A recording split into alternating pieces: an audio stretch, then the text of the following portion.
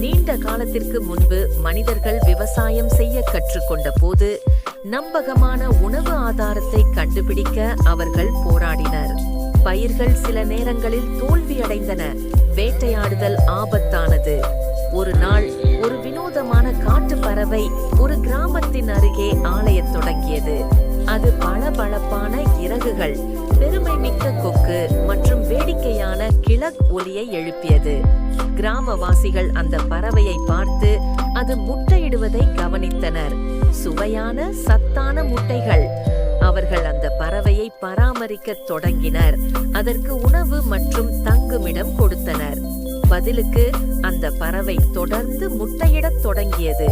மேலும் அது வயல்களை பூச்சிகள் இல்லாமல் வைத்திருக்க உதவியது.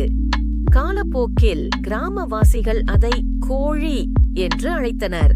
அவர்கள் அதிக கோழிகளை வளர்த்தனர்.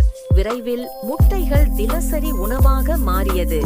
கோழிகள் மனிதர்கள் கடுமையான குளிர்காலத்தில் உயிர் வாழ உதவியது மற்றும் விலங்குகளை பராமரிப்பதன் மதிப்பை நமக்கு கற்றுக் கொடுத்தன. அடக்கமான கோழிக்கு நன்றி. மனிதர்கள் புத்திசாலித்தனமாக விவசாயம் செய்யவும் ஆரோக்கியமாக வாழவும் நெருக்கமான சமூகங்களை உருவாக்கவும் கற்றுக்கொண்டனர்.